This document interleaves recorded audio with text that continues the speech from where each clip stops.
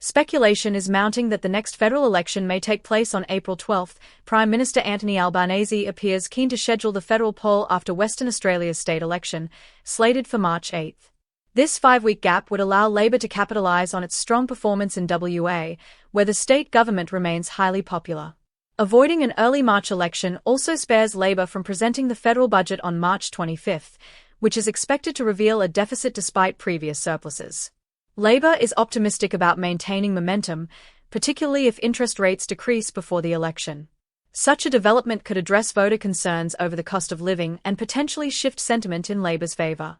However, recent polling suggests challenges ahead. Analyses indicate a growing disengagement among voters aged 35 to 49, many of whom are mortgage holders in key swing electorates.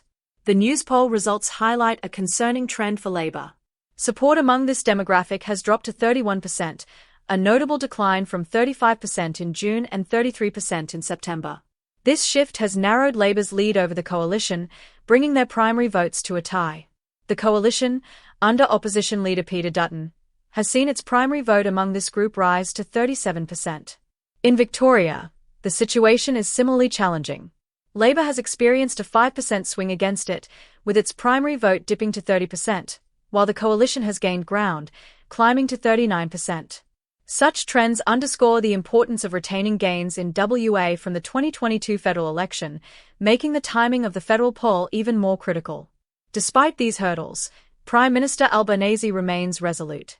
He has emphasised his focus on addressing cost of living pressures and his track record of overcoming political challenges. Recently, he announced plans to cancel 20% of HECS debts for Labor voters in the next election, a move likely aimed at younger Australians, where Labor maintains a significant advantage. Additionally, the government continues to highlight its achievements in child care, including affordable provision guarantees and substantial funding for infrastructure. Albanese has also been showcasing his government's broader successes, such as reducing inflation and delivering tax cuts, as Parliament prepares to reconvene on February 4. The Prime Minister expressed confidence in building upon the foundations laid during his government's first term, with infrastructure initiatives led by Minister Catherine King serving as a key example. In Queensland, Labor's efforts to secure votes are evident. On Monday, Albanese appeared alongside Treasurer Jim Chalmers and Employment Minister Murray Watt to announce significant funding for upgrading the Bruce Highway. Such infrastructure investments demonstrate Labor's strategy to appeal to voters in the Sunshine State, where competition with the coalition remains fierce. Critics argue that public servants' time and expertise may be misused during such announcements, raising questions about the balance between governance and campaigning.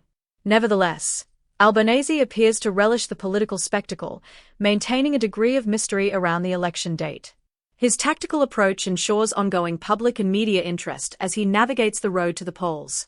Thank you for joining us for this deep dive into the political landscape. Stay tuned for more updates as the election draws closer. Don't forget to like, subscribe, and share to keep up with all the latest. We'll see you next time.